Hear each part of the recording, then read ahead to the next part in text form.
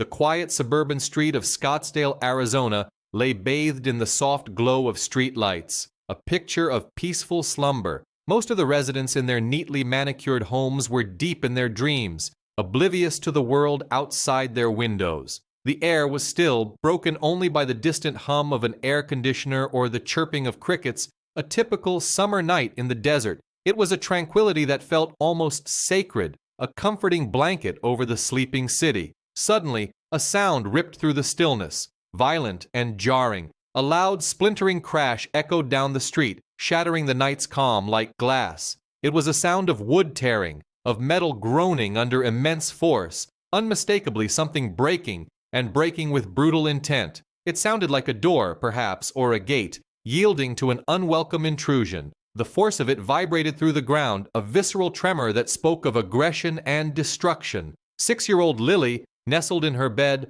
was jolted awake by the cacophony. Her small heart pounded against her ribs, a frantic drumbeat in the sudden, terrifying silence that followed the crash. She lay frozen for a moment, her eyes wide in the darkness, straining to understand what had just happened. Then she heard it, a soft, muffled sound coming from downstairs. It was her mom, Sarah, crying. Not the loud, angry cries that sometimes followed a scraped knee or a lost toy, but a quiet, desperate sobbing that spoke of deep fear. Lily, though small, possessed a bravery that belied her tender age. Her mother's distress was a call to action she couldn't ignore. Pushing aside her blankets, she slipped out of bed, her bare feet silent on the cool floorboards. The house felt different, charged with an unfamiliar tension. Every shadow seemed deeper, every creak more ominous. With each step down the stairs, the sound of her mother's weeping grew clearer, pulling her forward. When she reached the bottom, the scene that greeted her confirmed her worst fears. The front door, usually a solid barrier against the outside world, was no longer intact. It hung precariously by a single hinge, splintered wood jagged and exposed, a gaping wound in the side of their home. A chill wind snaked its way inside, carrying with it the scent of the night and a palpable sense of violation. Her mother, Sarah, was huddled on the floor nearby, her face buried in her hands, her body shaking with silent sobs. The sight of her strong, usually resilient mother reduced to such a state ignited a fierce protectiveness in Lily. Through the shattered doorway, the world outside seemed larger, more threatening. But then, her gaze fell upon the house next door. In the dim glow of the streetlights, she could make out a shadowy figure, impossibly tall and broad, moving slowly in the yard. It was their neighbor, the quiet, private man who lived alone, taking out his trash. He was a familiar, if somewhat distant, presence in their lives. Without a second thought, driven by an instinct to mend the brokenness she saw, Lily slipped out of the ruined doorway. She was still in her pajamas, a small, vulnerable figure against the vastness of the night. Her bare feet barely registered the cool concrete as she walked purposefully across the small patch of lawn separating their homes. The man next door was just placing a bin by the curb when he turned, startled by the small pajama-clad child approaching him in the middle of the night. Lily stopped a few feet away, craning her neck to look up at the towering figure. He was a giant to her, a colossus of a man whose presence usually felt imposing, even when he was just tending his garden. But tonight, he represented hope. Her voice, though small, was clear and unwavering in the night air. She looked directly into his shadowed face, her eyes wide and earnest, and asked the question that carried the weight of her mother's fear and her own innocent trust. "Can you fix our door? Mommy's scared."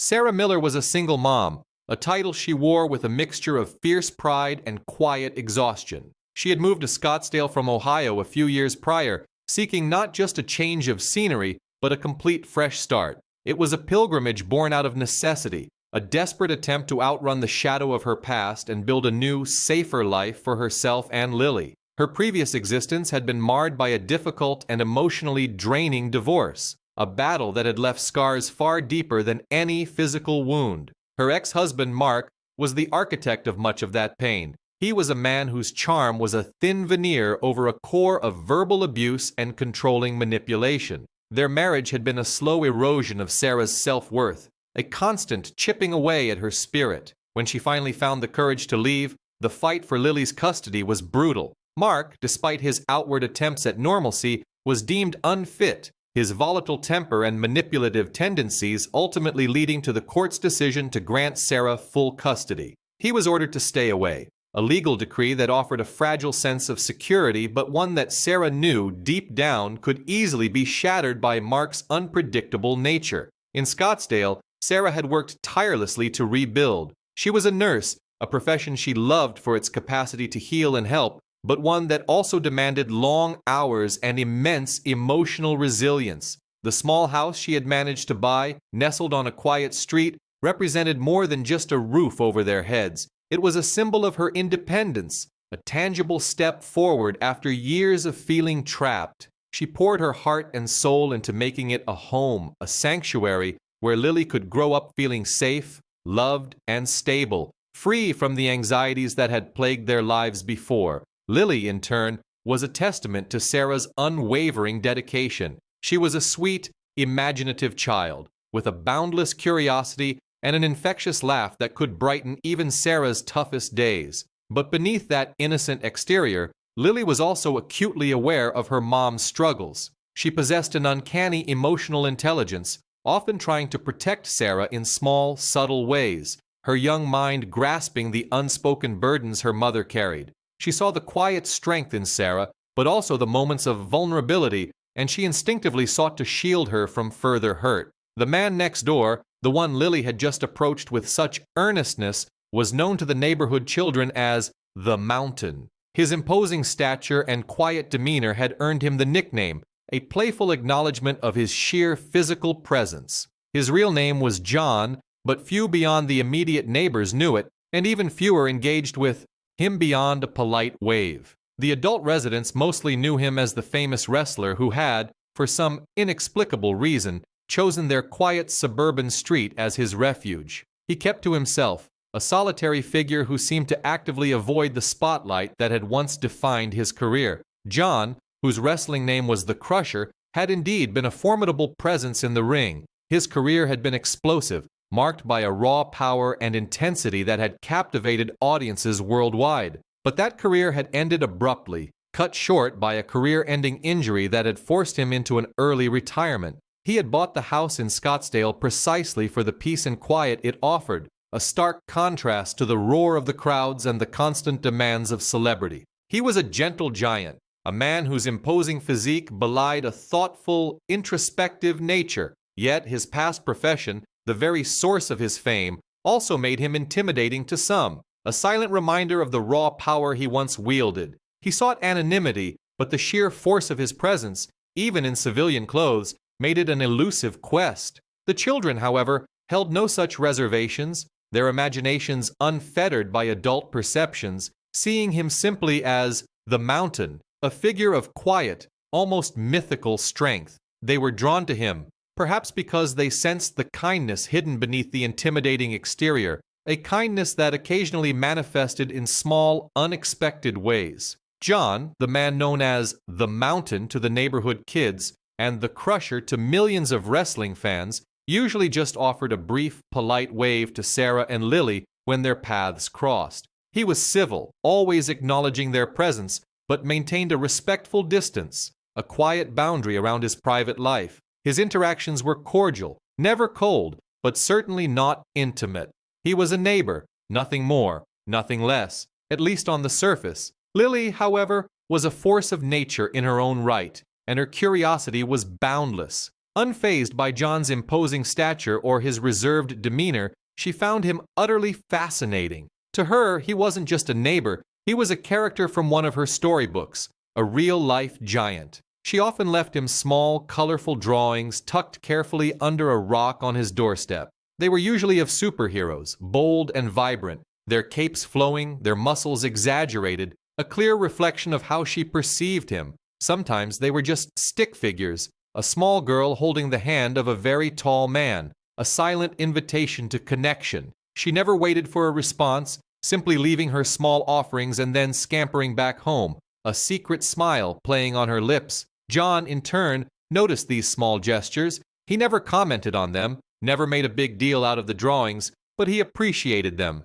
They were small rays of sunshine breaking through the quiet solitude he had cultivated. Occasionally, Lily would find a small toy, a shiny pebble, or a piece of perfectly ripe fruit, an apple or a pear, left on her own porch, placed carefully where she would find it. These were John's silent acknowledgments, his subtle way of reciprocating her innocent kindness. There was no fanfare, no expectation of thanks, just a quiet exchange of goodwill between a retired giant and a curious child. It was a language understood without words, a secret pact. Sarah, ever watchful, noticed these small, almost imperceptible exchanges. She saw Lily's drawings disappear from their porch and reappear on John's. She saw the small tokens left on their own doorstep, always perfectly timed for Lily to discover. She appreciated John's quiet kindness towards her daughter, a gentle warmth that contrasted with his formidable appearance. It was reassuring, knowing that this imposing man who could easily be intimidating harbored a soft spot for Lily. Yet Sarah remained wary, not of John himself, but of overstepping boundaries. She respected his privacy, understanding his need for solitude, and never pushed for more than the polite waves and brief nods that constituted their adult interactions. She was grateful for his silent benevolence towards Lily, but she also maintained her own distance, careful not to intrude on his carefully constructed world. But in the quiet corners of Sarah's life, a new, unsettling feeling had begun to fester. Over the past few weeks, a growing unease had settled over her, a subtle sense of being watched. It began with small things, easily dismissed as coincidence or her own overactive imagination. Strange calls to her landline, the phone ringing insistently, only to fall silent the moment she answered, leaving behind nothing but the dial tone and a prickle of dread. Then there were the cars. Not always the same one, but a nondescript sedan, sometimes idling down the street, sometimes parked a few houses down, its occupants obscured by tinted windows. Each time she looked, it seemed to pull away, or the driver would turn their face. She tried to rationalize it, telling herself it was just her paranoia resurfacing, a lingering ghost from her past with Mark, a byproduct of the trauma she had endured. She had worked so hard to build a peaceful life, to shed the constant fear, and she didn't want to believe that the darkness was creeping back in. The door incident, the violent shattering of their sense of security, had not come entirely without warning. A mere week before that terrifying night, Sarah had discovered something that had sent a cold shiver down her spine. Tucked under the windshield wiper of her car, nestled against the glass, was a note. It wasn't just any note. It was a crude, handwritten message, its words stark and menacing. "Watch your back," it read, the ink bleeding slightly into the cheap paper, making the threat feel even more visceral. The words were simple, yet they carried the unmistakable weight of malice, a direct challenge to the fragile peace she had fought so hard to establish. Her heart had hammered in her chest as she read it, a wave of nausea washing over her. The blood had drained from her face, leaving her feeling cold and exposed. She had immediately crumpled the note, shoving it deep into her purse, her mind racing. She hadn't told anyone about it, not even her closest friend. The shame, the fear of burdening others, and perhaps a desperate hope that it was just an isolated incident had kept her silent. She had tried to convince herself it was a random act of vandalism, a cruel prank, anything but the truth that gnawed at her, the truth that whispered Mark's name. The threatening note was a precursor, a dark omen of the violence that was to come, a warning she had desperately tried to ignore. Now, with her door splintered and her daughter's innocent plea echoing in the night, she knew her carefully constructed world was crumbling. The sense of being watched, the strange calls, the idling car, it all coalesced into a terrifying reality. Her past was not just a ghost, it was a shadow lengthening, threatening to engulf them once more. Mark, Sarah's ex-husband, had indeed been escalating his campaign of harassment. His calls, once sporadic and laced with veiled threats, had become more frequent. His texts increasingly aggressive and unsettling. The messages were a toxic mix of false concern, accusations, and outright threats about taking Lily away from her. He spoke of legal battles, of proving Sarah an unfit mother, of exposing her supposed shortcomings. Each message, each unanswered call chipped away at Sarah's already frayed nerves, leaving her in a constant state of anxiety. She knew Mark was unstable, his temper a volatile force that could erupt at any moment, and his unpredictability was perhaps the most terrifying aspect of his character. He thrived on control, and Sarah's independence, her quiet strength in building a new life, infuriated him. He saw it as a personal affront, a challenge to his perceived authority, and he was determined to dismantle it. Sarah had been meticulously documenting everything, the dates and times of the calls, screenshots of the threatening texts, even details about the strange car she'd seen lurking around their street. She kept a small, locked journal hidden away, a grim chronicle of Mark's escalating harassment, but despite her efforts to gather evidence, she was terrified. The legal system, while offering some protection, felt slow and cumbersome against the relentless psychological assault Mark was waging. She knew his capacity for cruelty, his cunning manipulation, and she lived in constant fear of what he might do next. The weight of it all pressed down on her, a suffocating blanket of dread that no amount of rationalization could dispel. She felt trapped, caught between wanting to protect Lily and the paralyzing fear of provoking Mark further. The kicked-in door was Mark's doing, a brutal, unambiguous declaration of his intent. He hadn't meant to break in and harm them, not yet. This was a test, a show of force, a calculated act designed to terrorize Sarah, to remind her of his power and her vulnerability. He wanted to scare her, to make her feel unsafe in her own home, to break her spirit so she would give in to his demands. He hadn't expected anyone to be home, or at least, he hadn't expected to be confronted. The loud crash was meant to echo through her mind, a constant reminder that he could reach her, that her sanctuary was no longer impenetrable. What he absolutely hadn't anticipated, however, was Lily's extraordinary bravery, her innocent yet powerful decision to seek help from the quiet giant next door. Her plea to John was a wild card Mark could never have foreseen, a tiny act of defiance that would unravel his carefully laid plans. Unbeknownst to Sarah, John, the Crusher, had indeed been subtly watching the street.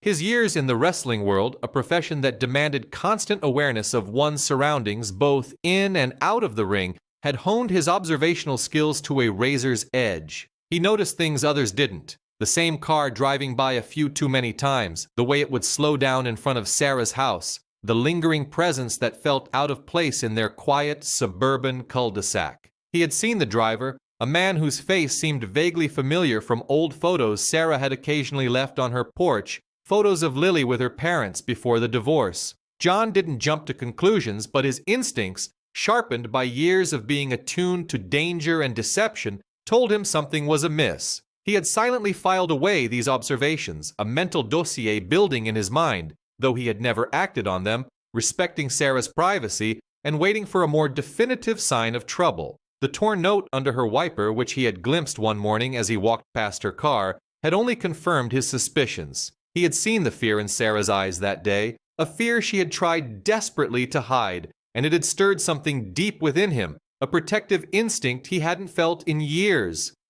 Sarah, in the aftermath of the shattered door, was utterly overwhelmed. The shock of the violence, the raw, visceral fear for Lily's safety, combined with the crushing weight of her past, left her feeling like a complete failure. She was a mother, and her most fundamental duty was to protect her child. Yet here they were, their home violated, their sense of security irrevocably broken. The shame burned through her, a hot flush of embarrassment at being seen in such a vulnerable state, at having to ask for help, especially from her famous, intimidating neighbor. She had always prided herself on her self-reliance, on her ability to handle things on her own, and now that facade had crumbled. The thought of admitting her fears, of revealing the full extent of Mark's harassment to John, felt impossible, yet the immediate danger to Lily overshadowed her pride. But Lily's innocent trust, her simple, unburdened request, cut through all of Sarah's adult anxieties and complexities. For Lily, John was not the Crusher, the retired wrestling legend, or the Mountain, the reclusive neighbor. He was simply the big, kind man next door, the one who left her small gifts, the one who, in her young mind, possessed an almost magical ability to fix things. He was a superhero, capable of mending not just a broken door, but the fear that gripped her mother. Her unwavering belief in his capacity to help was a stark contrast to Sarah's conflicted emotions, a pure, unadulterated faith that bypassed all the adult baggage and went straight to the heart of the matter. Lily didn't see the complications. She just saw a problem and the person she believed could solve it. And in that moment, her simple request was a lifeline, a desperate plea that Sarah, despite her shame and fear, knew she could not ignore. The decision was out of her hands.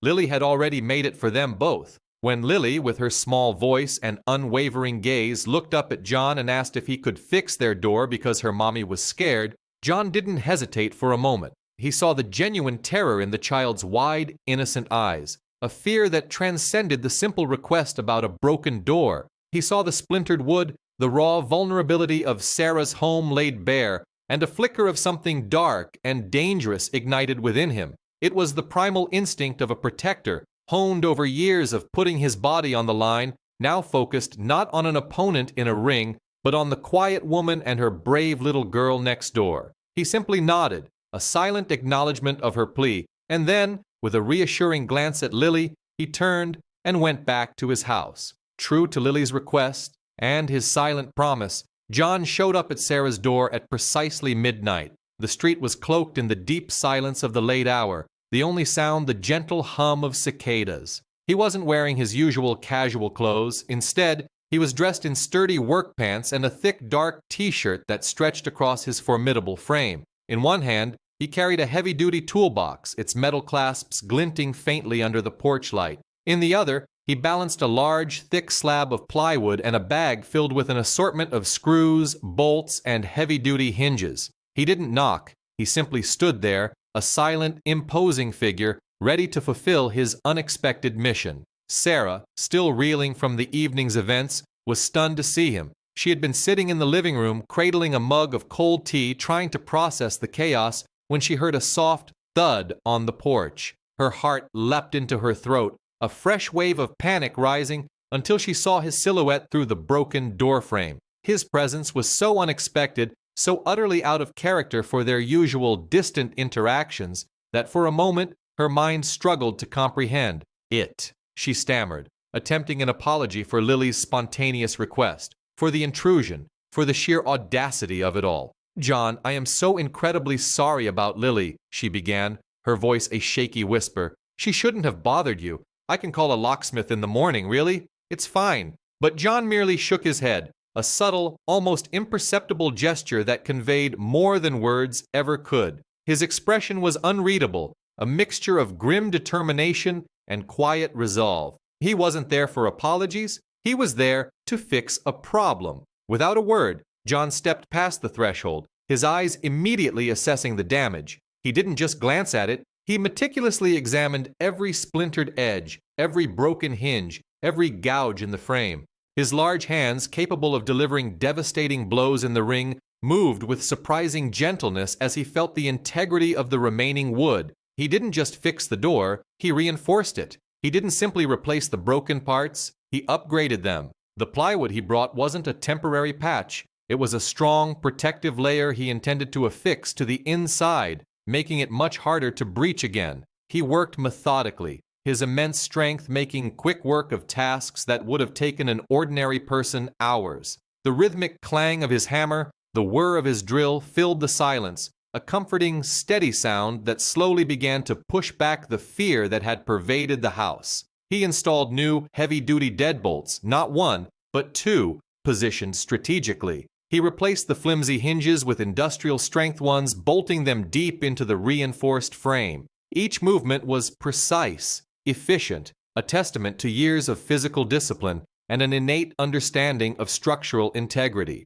As he worked, the quiet hum of his tools punctuated the night, and a different kind of conversation began to unfold. John, his back still turned as he secured a new lock plate, finally broke the silence with a question that cut straight to the heart of Sarah's anxieties. His voice was low, a rumbling baritone, devoid of judgment. "Is he still bothering you?" he asked, his tone indicating he already knew the answer. He didn't need to elaborate. Sarah knew exactly who he was. John, despite his reclusive nature, wasn't entirely oblivious to his surroundings. The small-town gossip, the subtle shifts in atmosphere, the instinct honed from years of reading opponents, it all contributed to his awareness. He had heard whispers about Sarah's difficult ex, had seen the fear in her eyes, and his observations of the lurking car and the note under her wiper had solidified his suspicions. Sarah, caught off guard by his directness and witnessing his quiet, undeniable strength in action, felt a dam break within her.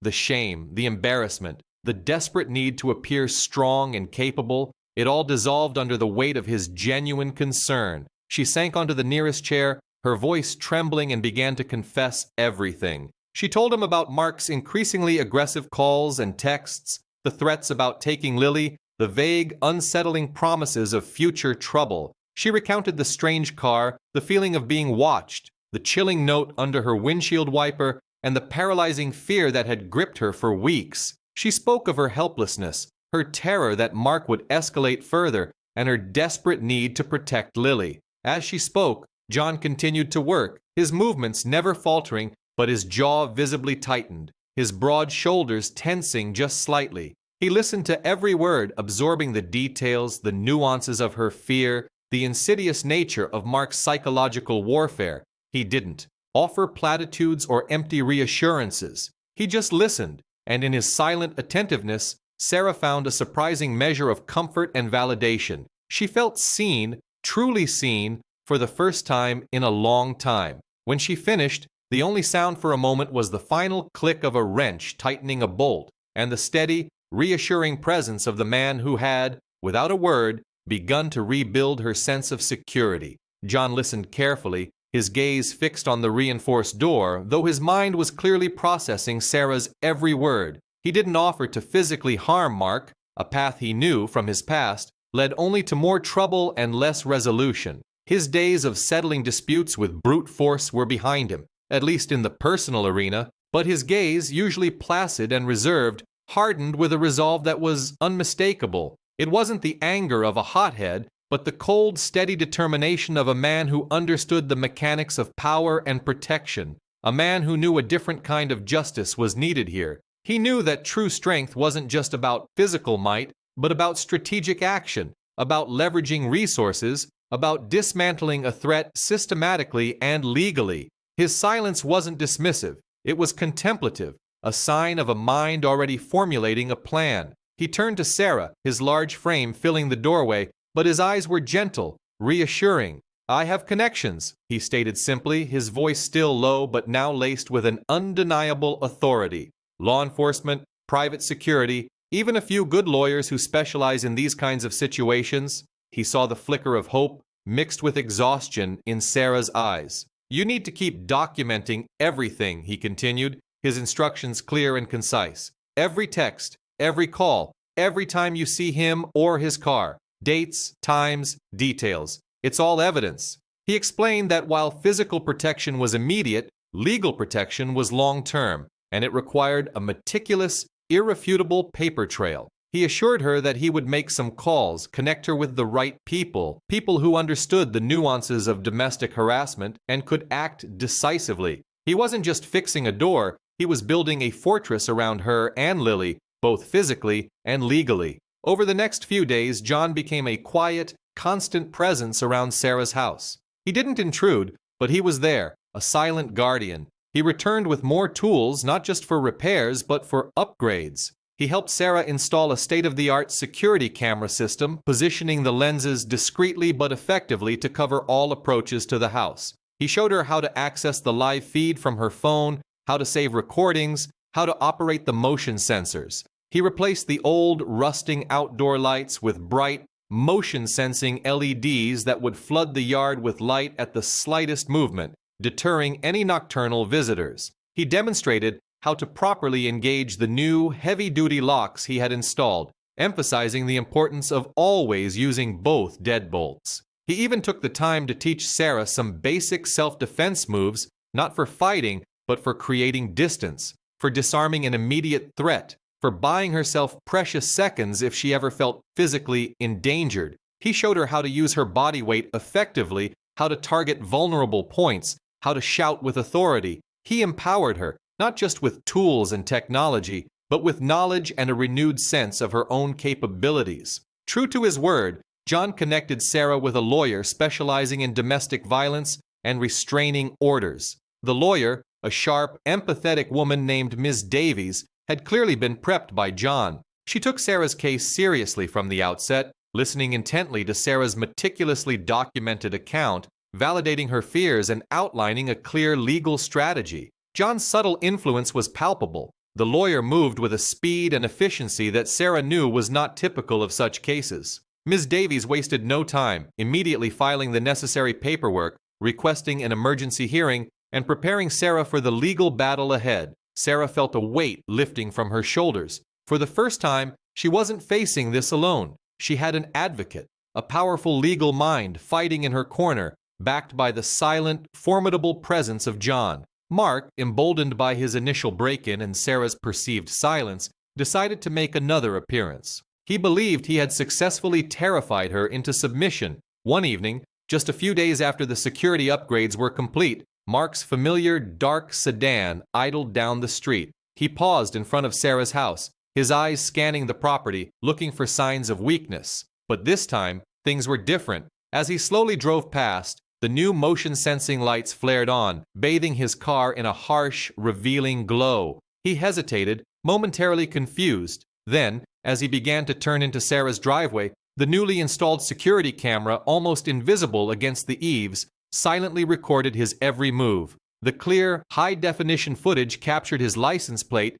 his face, the menacing leer as he peered towards the house. He saw the reinforced door, the new locks, the bright lights, and something in his posture shifted. He realized his scare tactic had backfired. He didn't approach the door, didn't even get out of his car. The new fortifications, combined with the sudden unwelcome spotlight, had visibly unnerved him. He backed out of the driveway, his bravado deflating, and sped away, unaware that his attempt had been fully documented, providing crucial evidence for Sarah's legal case. With the new evidence from the security camera, Mark's attempt to violate Sarah's space, and John's unwavering backing, the legal process moved swiftly. Ms. Davies presented the evidence to the court, the detailed logs of Mark's harassment, the threatening texts, the police report from the initial break-in, and now, the indisputable video footage of his attempt to return. The judge, presented with such a clear pattern of escalating behavior and a blatant disregard for Sarah's safety,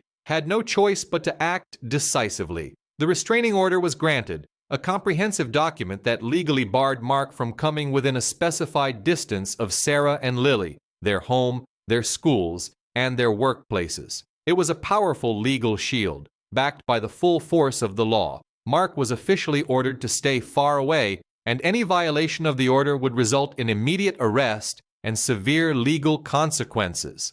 Sarah finally felt a sense of relief, a fragile but growing feeling of safety she hadn't experienced in years. The quiet giant next door hadn't just fixed her door, he had helped her reclaim her life. Mark, desperate and seething with a toxic brew of anger and humiliation, tried one last venomous attempt to reassert control over Sarah. The restraining order had stripped him of his power, and the legal repercussions were beginning to mount, leaving him feeling cornered and impotent. He couldn't physically approach her, but he believed he could still wound her where it hurt most, her past. He sent a final, particularly nasty message, not through a regular phone call or text which would instantly violate the order, but through an anonymous, untraceable email crafted with malicious intent. The subject line was simply "secrets," and the body of the message was a thinly veiled threat, dredging up old insecurities, insinuating past mistakes, and threatening to expose secrets from her past that he knew would cause her deep personal embarrassment and potentially jeopardize her professional standing as a nurse. He believed this digital assault would break her spirit, force her to capitulate, or at the very least, make her live in constant fear of public humiliation. He thought he had found a new, untouchable weapon, but Mark had underestimated Sarah. The woman who received that email was not the same woman he had terrorized for years. The fear that once paralyzed her had been replaced by a steely resolve, forged in the crucible of her fight for Lily and bolstered by the unwavering support of John and Ms. Davies. Instead of crumbling, Sarah felt a surge of defiant anger. She immediately forwarded the email to Ms. Davies, along with screenshots and any other digital breadcrumbs she could find. She had learned from John the importance of documentation, and she was no longer a passive victim. She worked closely with her lawyer, providing every detail she could recall about Mark's past threats and manipulative tactics, helping Ms. Davies build an even stronger case. Sarah wanted Mark to face consequences not just for violating the restraining order, but for his relentless campaign of psychological abuse. She was determined to ensure that he would never again be able to wield his toxicity against her or anyone else. This wasn't just about protection anymore, it was about justice. One afternoon, a few weeks after the restraining order was firmly in place and Mark's legal troubles were escalating, Lily wandered over to John's house, as she often did now. Her fascination with the Mountain had only grown since he had become their quiet protector. She found him in his living room, a rare moment of leisure, watching an old wrestling match on a large flat-screen TV. The screen flickered with images of a younger, more agile John, performing incredible feats of strength and agility. His signature move, the Crusher's Lock, sending an opponent crashing to the mat. Lily's eyes widened as she watched the powerful figure on screen.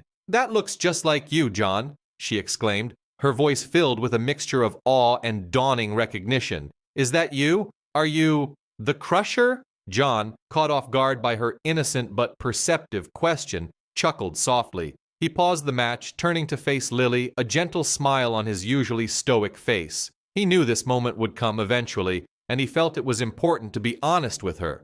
"Yes, Lily," he admitted, his voice a warm rumble. "That was me. My wrestling name was The Crusher." He saw the wonder in her eyes and decided to explain, not just about the fighting, but about the purpose behind it. He sat down on the floor, bringing himself to her level. "I used my strength in the ring, yes, to fight and to win," he began, his voice thoughtful. "But it was also about protecting my partners, about putting on a show for the people, about being strong for others. And sometimes," he added, his gaze softening as he looked at her, "strength is about protecting the people you care about, not just in a ring, but in real life too." He spoke about using his strength to build, to help, to make things safe, subtly drawing a parallel between his wrestling persona and his recent actions for her and Sarah. He wanted her to understand that true strength was about more than just brute force. It was about responsibility and guardianship. Sarah, watching this quiet exchange from the doorway, felt a profound sense of gratitude wash over her.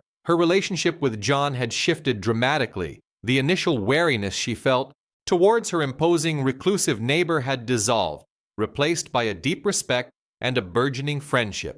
She saw him not just as the Crusher, the famous wrestler, but as John, a genuinely good man with an unwavering moral compass. He had stepped up when she was at her most vulnerable, offering not pity, but practical, unwavering support. He had seen her fear and responded with action, transforming her terror into a sense of security. She walked over, placing a hand gently on his massive shoulder, her eyes conveying a depth of thanks that words couldn't fully express.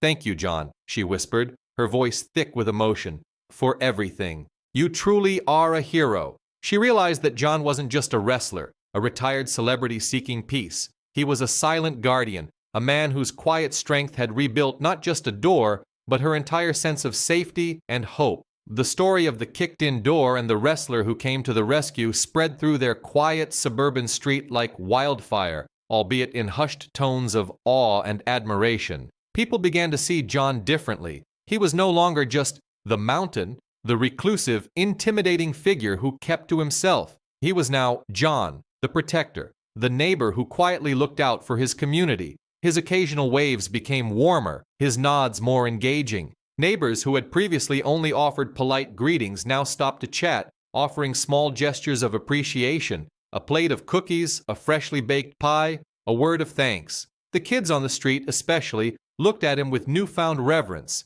seeing him as a real-life superhero. The aura of intimidation that once surrounded him had softened, replaced by an aura of respect and trust. He had inadvertently become a symbol of quiet strength and community spirit, proving that heroism often wears the most unassuming disguise, emerging precisely when it is needed most. Months later, the quiet suburban street in Scottsdale, Arizona, had settled back into its peaceful rhythm. The memory of the splintered door and the midnight rescue had faded into the background, replaced by the comforting hum of daily life. Sarah and Lily were not just surviving, they were thriving. The new door, a sturdy, solid oak replacement, stood firm and unyielding, a silent testament to the protection it now offered. It was more than just a barrier against the outside world. It was a symbol of Sarah's renewed sense of security, a physical manifestation of the strength that had been rebuilt within her home. Mark was a distant, unpleasant memory,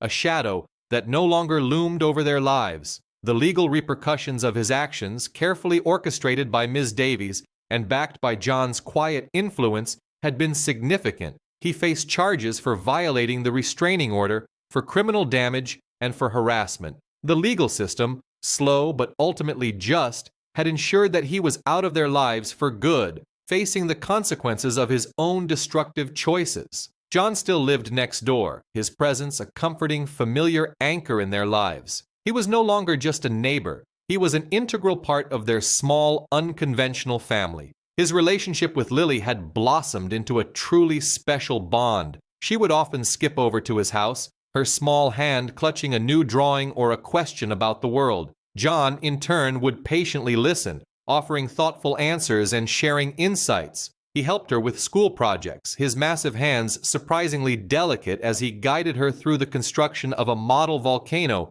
or explained the intricate workings of a simple machine. He even taught her about gardening, showing her how to nurture tiny seeds into vibrant plants, instilling in her a sense of wonder for the natural world and the patience required for growth. These moments, small and seemingly insignificant, wove a rich tapestry of connection and mentorship, shaping Lily's understanding of kindness, strength, and the quiet power of a gentle giant. Sarah, too, had undergone a profound transformation. The fear that had once been a constant companion, a heavy cloak she wore daily, had finally lifted. She walked with a new confidence, her shoulders back, her gaze steady. She no longer lived in the shadow of Mark's abuse or the paranoia of being watched. The trauma of her past had not vanished entirely, but it no longer defined her. She had reclaimed her agency, her voice, and her peace of mind. She saw John not just as a neighbor who had helped her in a time of crisis, but as a guardian angel, a steadfast friend who had shown her that even in the darkest moments, there was hope and unwavering support. Their conversations had grown deeper, sharing stories, laughter, and sometimes a comfortable silence that spoke volumes. He had taught her that true strength wasn't about avoiding vulnerability, but about facing it with courage and allowing others to stand by you. Their friendship was a quiet, enduring testament to the unexpected connections that can form in the most challenging of circumstances. The image of Lily, small and brave, slipping out into the midnight air in her pajamas, her innocent plea echoing in the quiet street, had become a quiet legend. It was a story whispered among the neighbors, a tale of courage and unexpected heroism that transcended the ordinary. It wasn't something spoken about loudly or boastfully, but rather a shared understanding, a quiet admiration for the little girl who had dared to ask for help, and the giant who had answered her call. It was a reminder that sometimes the most profound changes begin with the simplest acts of faith and vulnerability. The street, once just a collection of houses, now felt more like a community, bound by this shared narrative of protection and resilience. The story ultimately concluded with a powerful, enduring lesson. Strength comes in many forms. It wasn't just the raw physical power that John possessed, the kind that could repair a shattered door or intimidate a would-be aggressor. It was also the quiet strength of his character, his unwavering integrity, his willingness to step out of his reclusive comfort zone to help someone in need. It was the strategic strength of knowing how to navigate the legal system, how to build a case, how to empower another person to stand up for themselves. It was the gentle strength of his mentorship with Lily, teaching her about growth and patience. And it was the immense, often underestimated strength of a 6-year-old girl who, despite her fear, found the courage to ask for help, her innocent trust cutting through the complexities of adult anxieties. The biggest heroes, the story showed, are often the quiet ones, those who live right next door, seemingly ordinary but possessing an extraordinary capacity for kindness and protection. They are the ones who don't seek the spotlight, who don't boast of their capabilities, but who are ready to step up, without hesitation, when someone truly needs them. They embody the profound truth that heroism isn't about capes or grand gestures, but about the quiet, consistent act of caring, of being present, and of using one's unique strengths to make the world a safer, kinder place for those who need it most. And in the quiet suburban streets of Scottsdale, that lesson resonated deeply, a timeless reminder that true power lies not in dominance, but in the unwavering commitment to protect and uplift those around us.